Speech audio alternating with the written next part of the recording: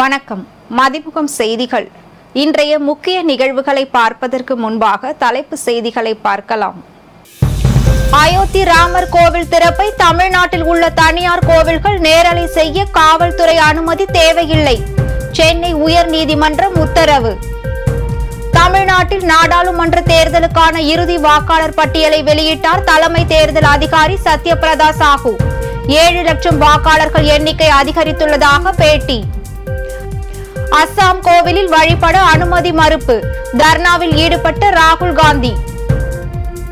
இலங்கை சிறையில் அடைக்கப்பட்டுள்ள தமிழக மீனவர்கள் 40 பேர் விடுதலை. டெல்லியில் நிலவும் கடுமையான பனிப்பொழிவு காரணமாக விமானங்கள் தாமதம். தனியார் கோவில்கள் குறித்து உயர் நீதிமன்றம் உத்தரவு வெளியிட்டுள்ளது. அயோத்தி ராமர் கோவில் திறப்பை தமிழ்நாட்டில் உள்ள தனியார் கோவில்கள் நேரலை செய்ய போலீஸ் அனுமதி தேவையில்லை என சென்னை உயர்நீதிமன்றம் உத்தரவிட்டுள்ளது. இந்து சமய அறநிலையத்துறைக்கு கீழுள்ள கோவில்களில் நேரலை செய்ய விரும்பினால் அந்த கோவில் அலுவலரிடம் தகவல் தெரிவிக்க வேண்டும். மேலும் அந்த கோவில்களில் வன்முறை ஏற்பட்டால் அதற்கான பொறுப்புகளை அவர்களே ஏற்றுக்கொள்ள வேண்டும் எனவும் உயர்நீதிமன்றம் உத்தரவிட்டுள்ளது. தமிழ்நாட்டில் நாடாளுமன்ற தேர்தலுக்கான இறுதி வாக்காளர் பட்டியலை தலைமை தேர்தல் அதிகாரி சத்யபிரதா சாஹூ வெளியிட்டார். நாடாளுமன்ற மக்களவையின் பதவிக்காலம் ஜூன் மாதம் 16ஆம் தேதி முடிவடையும் நிலையில் 18வது நாடாளுமன்ற மக்களவை தேர்தல் வருகிற ஏப்ரல் அல்லது மே மாதத்தில் நடைபெற உள்ளது. இதையொட்டி தேசிய மாநில கட்சிகள் கூட்டணி குறித்த பேச்சுவார்த்தையை தற்போதே தொடங்கியுள்ளது. மேலும் நாடாளுமன்ற தேர்தலுக்கான ஆயத்த பணிகளில் இந்திய தேர்தல் ஆணையம் தீவிரமாக ஈடுபட்டுள்ளது. இந்நிலையில் தமிழ்நாட்டில் ஒருங்கிணைந்த இறுதி வாக்காளர் பட்டியலை சென்னை தலைமை செயலகத்தில் இருந்து தலைமை தேர்தல் அதிகாரி சத்யபிரதா சாஹூ வெளியிட்டார். அதன்படி தமிழ்நாட்டில் மொத்தம் 6.18 கோடி வாக்காளர்கள் உள்ளனர். அதில் 3.14 கோடி பெண்கள், 3.3 கோடி ஆண்கள் மற்றும் 8294 மூன்றாம் பாலின வாக்காளர்கள் உள்ளனர். தமிழ்நாட்டில் அதிக வாக்காளர்களை கொண்ட தொகுதியாக சோழிங்கநல்லூர் முதல் இடத்திலும், கோவையில் உள்ள கவுண்டம்பாளையம் தொகுதி 2வது இடத்திலும் உள்ளது. தொடர்ந்து செய்தியாளர்களை சந்தித்த தலைமை தமிழ்நாடு தேர்தல் அதிகாரி சத்யபிரதா சாஹூ, கடந்த அக்டோபர் மாதம் வெளியிடப்பட்ட வரைவு வாக்காளர் பட்டியலை விட தற்போது கூடுதலாக 7 லட்சம் வாக்காளர்கள் எண்ணிக்கை அதிகரித்துள்ளதாக கூறினார். அதேபோல் சென்னை மாவட்டத்திற்கு உட்பட்ட 16 சட்டமன்ற தொகுதிகளுக்கான இறுதி வாக்காளர் பட்டியலை அனைத்து அங்கீகரிக்கப்பட்ட அரசியல் கட்சி பிரதிநிதிகளின் முன்னிலையில் சென்னை மாநகராட்சி ஆணையரும் மாவட்ட தேர்தல் அலுவலர் ராதாகிருஷ்ணன் வெளியிட்டார். அஸ்ஸாமில் கோவிலுக்கு சென்ற காங்கிரஸ் எம்பி ராகுல் காந்தியை கோவிலின் உள்ளே செல்ல விடாமல் தடுத்து நிறுத்தப்பட்டதால் அப்பகுதியில் பெரும் பரபரப்பு ஏற்பட்டுள்ளது. காங்கிரஸ் எம்பி ராகுல் காந்தி கடந்த 14ஆம் தேதி மணிப்பூரில் உள்ள தௌபாலில் இந்திய ஒற்றுமை நீதி யாத்திரையை தொடங்கியுள்ளார். கடந்த ஜனவரி 18ஆம் தேதி யாத்திரைக்காக அஸ்ஸாம் சென்றுள்ளார். அப்போது அஸ்ஸாம் மாநில முதல்வர் ஹிமந்தா பிஸ்வா சர்மாவை விமர்சித்துள்ளார். இந்தியாவிலேயே அதிக ஊழல் செய்த முதல்வர் பாஜக ஹிமந்தா என அவர் விமர்சனம் செய்துள்ளார். வடக்கு லக்கிம்பூரில் ராகுல் காந்தியின் வரவேற்கும் போஸ்டர்கள் மற்றும் பேனர்களை மர்ம நபர்கள் கிழித்து சேதப்படுத்தியுள்ளனர். மேலும் யாத்திரையில் பங்கேற்க வந்த வாகனங்களை அடித்து உதைத்துள்ளனர். இதனால் பெரும் பரபரப்பு ஏற்பட்டது. இதனிடையே நேற்றும் யாத்திரை சென்றபோது தடுத்து நிறுத்தப்பட்டார். இந்நிலையில் அஸ்ஸாமில் நகோன் மாவட்டத்தில் உள்ள படாதி ராவதான் கோவிலுக்குள் ராகுல் காந்தி நுழைய முற்பட்ட போது அவரை தடுத்து நிறுத்தி கோவிலுக்குள் செல்ல விடாமல் தடுத்து நிறுத்தியுள்ளனர். இதனால் காங்கிரஸ் கட்சியினர் போலீசாருடன் வாக்குவாதத்தில் ஈடுபட்டனர். கோவிலுக்குள் செல்ல முடியாத அளவிற்கு நான் என்ன குற்றம் செய்தேன் என ராகுல் காந்தி கேள்வி எழுப்பினார்.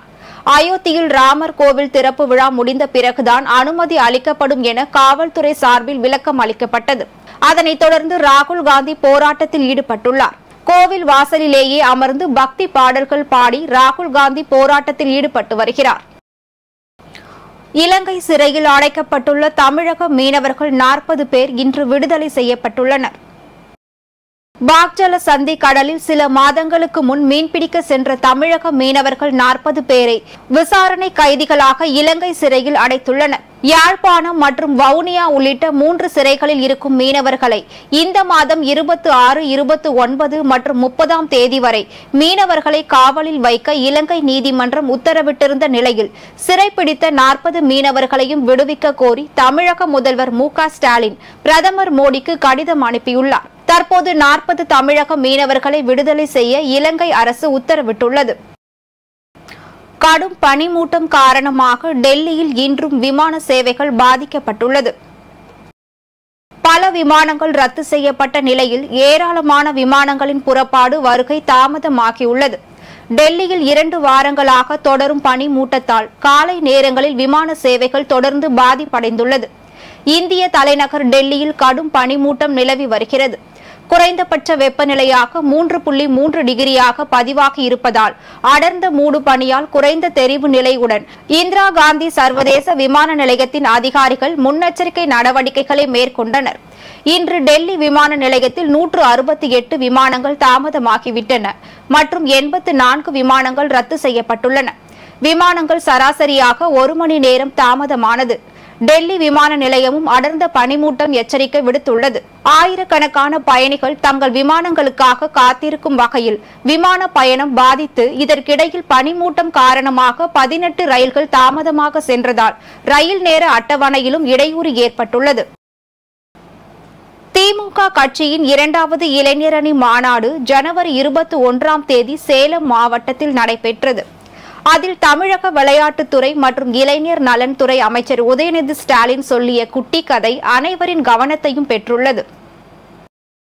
திமுக கட்சியின் 2வது இளைஞரணி மாநாடு சேலம் மாவட்டம் ஆத்தூர் அருகே உள்ள பெத்தநாயக்கன் பாளையத்தில் நேற்று நடைபெற்றது. அதில் இளைஞர் நலன் மற்றும் விளையாட்டு மேம்பாட்டுத்துறை அமைச்சர் உதயநிதி ஸ்டாலின் பங்கேற்றார். அதில் கலந்து கொண்டு பேசிய அமைச்சர் உதயநிதி ஸ்டாலின், ஒரு ஊரில் ஒரு சிறுவன் இருந்தான். அந்த சிறுவன் அனைத்து ஓட்ட பந்தயத்திலும் கலந்து கொண்டு ஓடி முதல் பரிசை பெறுவான். அந்த சிறுவனின் வெற்றியை ஊர் மக்கள் அனைவரும் கை தட்டினார்கள், பாராட்டினார்கள். ஆனால் ஒரு முதியவர் மட்டும் கை தட்டவில்லை. இதை பார்த்த அந்த சிறுவன் முதியவரிடம் சென்று, ஏன் நீங்கள் மட்டும் கை தட்டவில்லை என கேட்டான். அதற்கு அந்த முதியவர், இதே ஊரில் கண் தெரியாத சிறுவன் ஒருவனும் போதிய உணவில்லாத ஒரு சிறுவனும் இருக்கின்றான். அவர்களுடன் சென்று ஓடி வெற்றி பெற்று வா, கை தட்டுகிறேன் என முதியவர் கூறியுள்ளார். அந்த சிறுவனும் கண் தெரியாத சிறுவன் மற்றும் போதிய உணவில்லாத சிறுவனுடன் ஓடி வெற்றி பெற்று வந்தான். ஆனால் இந்த முறை ஊர் மக்கள் யாரும் அவனுக்கு கை தட்டவில்லை. இதை அடுத்து முதியவரிடம் அந்த சிறுவன், இந்த முறை ஊர் மக்கள் ஏன் கை தட்டவில்லை என்று கேட்டான். அதற்கு அந்த முதியவர், நீ மீண்டும் அவர்களுடன் ஓடு, ஆனால் இந்த முறை அவர்களின் கைகளை பிடித்துக்கொண்டு ஓடு என்று கூறினார். அதேபோல அந்த சிறுவனும் கண் தெரியாத மற்றும் போதிய உணவில்லாத சிறுவர்களின் கைகளை பிடித்துக்கொண்டு ஓடினான். இந்த முறை ஊர் மக்கள் அனைவரும் அந்த சிறுவனுக்காக கைத்தட்டி பாராட்டினார்கள். அந்த சிறுவன் செய்ததை தான் தற்பொழுது திமுக செய்து கொண்டிருக்கின்றது. யாருக்கெல்லாம் உரிமை மறுக்கப்படுகின்றதோ அவர்களின் கரங்களை பிடித்துக்கொண்டு திமுக ஓடுகின்றது என கூறினார். உதயநிதி ஸ்டாலின் சொன்ன குட்டி கதை அங்கிருந்த அனைவரையும் கவர்ந்துள்ளது. மதுராந்தகம் ஏரி காத்த கோதண்டராமர் கோவிலில் தூய்மை இந்தியா சார்பில் கோவில் வளாகத்தில் தூய்மை பணிகளை மத்திய நிதியமைச்சர் நிர்மலா சீதாராமன் மேற்கொண்டார். செங்கல்பட்டு மாவட்டம் மதுராந்தகம் ஏரி காத்த கோதண்டராமர் கோவிலில் தூய்மை இந்தியா சார்பில் கோவில் வளாகத்தில் தூய்மை பணிகள் மேற்கொள்ளப்பட்டன. இதில் மத்திய நிதியமைச்சர் நிர்மலா சீதாராமன் பங்கேற்று தூய்மை பணியில் ஈடுபட்டார். முன்னதாக நிதி அமைச்சருக்கு கோவிலில் பூரண கும்ப மரியாதை வழங்கி வரவேற்பு அளிக்கப்பட்டது. மேலும் கோவில் வளாகத்தில் மரக்கன்று ஒன்றையும் அமைச்சர் நட்டு விழிப்புணர்வை ஏற்படுத்தினார். பின்னர் செய்தியாளர்களிடம் பேசிய மத்திய நிதியமைச்சர் நிர்மலா சீதாராமன், அயோத்தியில் நடைபெறும் ராமர் கோவில் நிகழ்ச்சிகளை பல்வேறு இடங்களில் தொலைக்காட்சி மூலம் பொதுமக்கள் காண்பதற்காக ஏற்பாடுகளை மேற்கொண்டு வரும் பாரதிய ஜனதா கட்சியினர் மற்றும் தன்னார்வமாக நிகழ்ச்சிக்கு ஏற்பாடு செய்யும் நபர்களிடம் கேட்டதற்கு போலீசார் அனுமதிக்கவில்லை என தெரிவித்தார். ராணிப்பேட்டை மாவட்டம் சோளிங்கரில் ஸ்ரீ லட்சுமி நரசிம்மர் ஆலய தைத்தெப்பல் உற்சவம் வெகு விமர்சையாக நடைபெற்றது. ராணிப்பேட்டை மாவட்டம் 108 திவ்ய தேசங்களில் ஒன்றான அருள்மிகு ஸ்ரீ லட்சுமி நரசிம்மர் சுவாமி திருக்கோவிலில் தைத்தெப்பல் 3வது நாள் உற்சவம் தொடங்கியது. இதனைத் தொடர்ந்து நடை திறக்கப்பட்டு சுவாமிக்கு சிறப்பு பூஜை, அபிஷேகம், அலங்காரம், தீபாராதனைகள் நடைபெற்றது. தொடர்ந்து பக்தோசி பெருமாள், ஸ்ரீதேவி, பூதேவி சுவாமிக்கு சிறப்பு பூஜை மற்றும் பல வண்ண மலர்கள் கொண்ட சிறப்பு அலங்காரம் செய்யப்பட்டு மங்கள வாத்தியங்களுடன் பல்லக்கில் எழுந்தருளினார். மேலும் தக்கான் குளத்தின் மலர் மற்றும் மின் விளக்குகள் கொண்டு செய்யப்பட்ட தெப்பலில் சுவாமி பக்தர்களுக்கு எழுந்தருளி காட்சி அளித்தார். இதில் திரளான பக்தர்கள் கலந்து கொண்டு தெப்பலை வடம் பிடித்து இழுத்தனர்.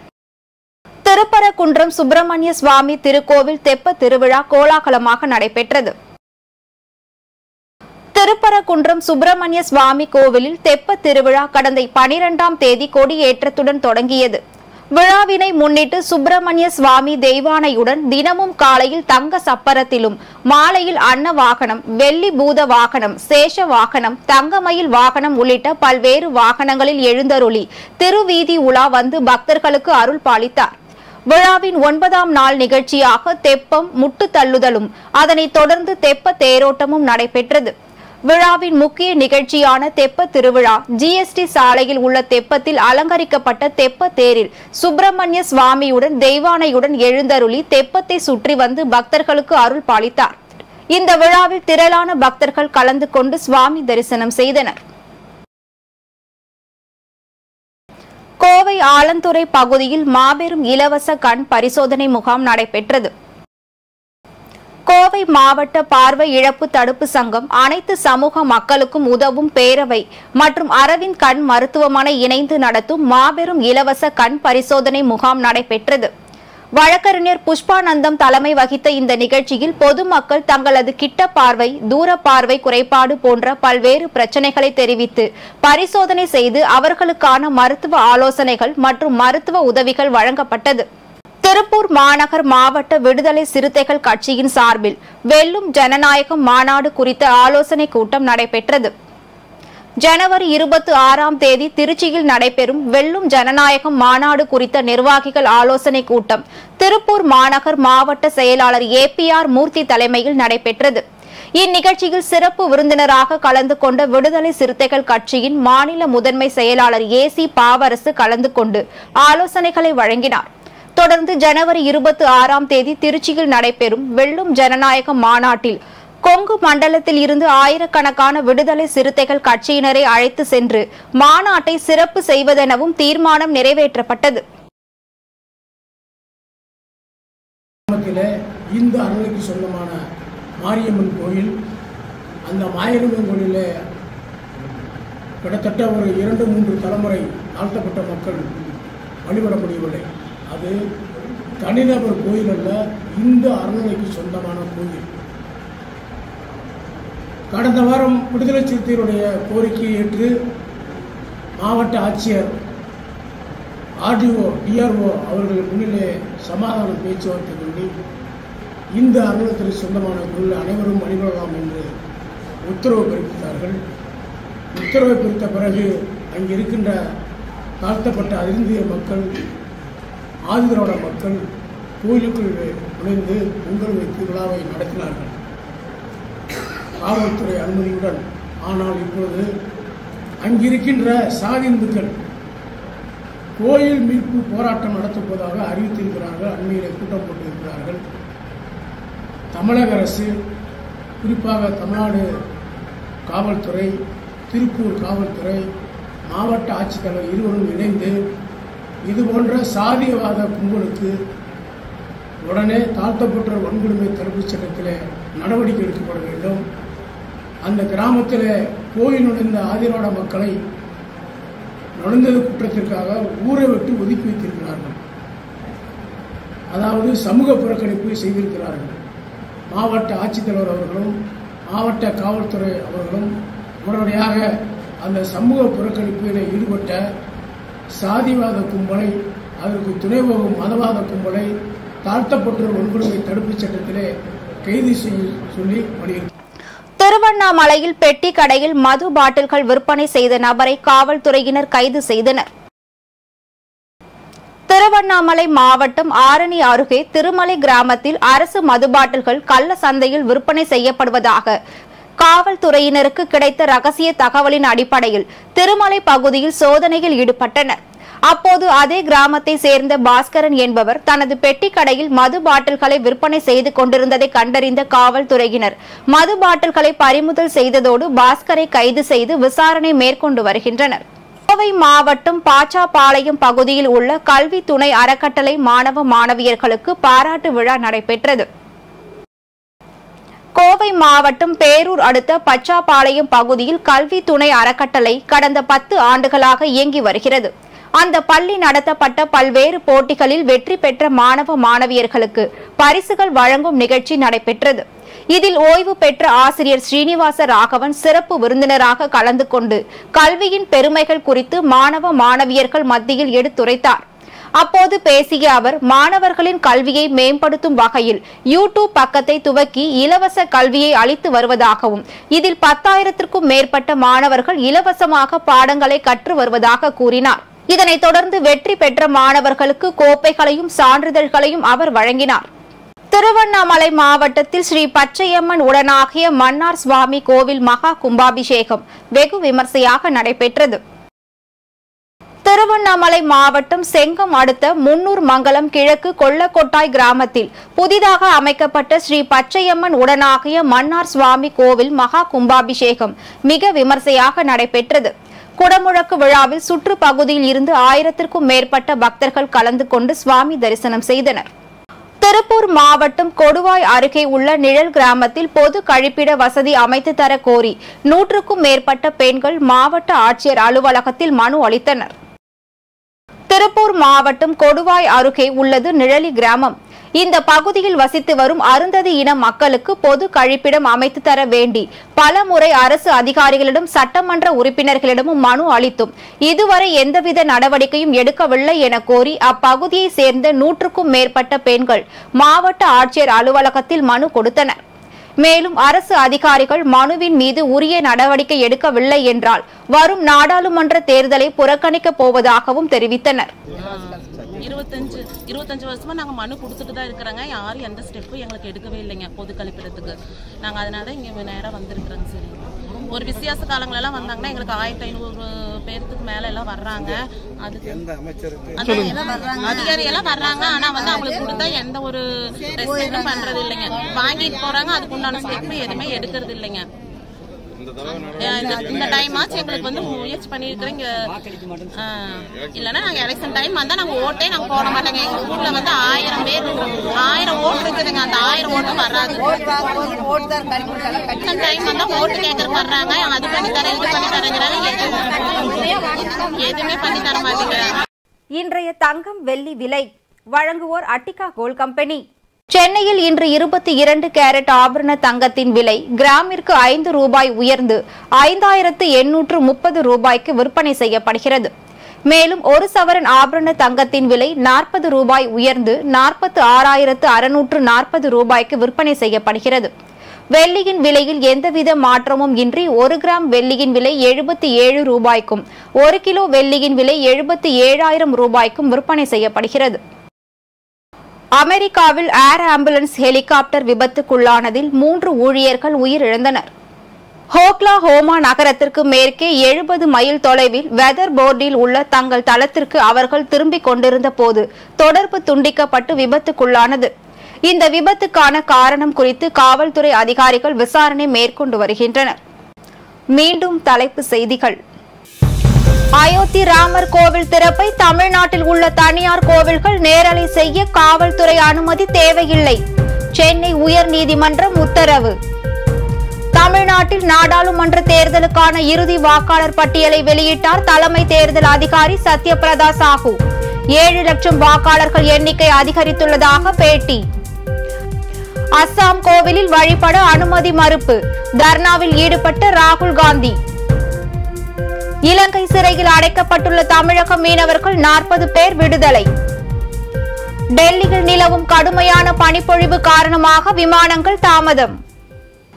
இத்துடன் செய்திகள் நிறைவடைந்தன. மீண்டும் செய்திகள் இரவு 8 மணிக்கு. மேலும் செய்திகளை தெரிந்து கொள்ள மதிமுகம் பிரைம் யூடியூப் தளத்தில் இணைந்திருங்கள்.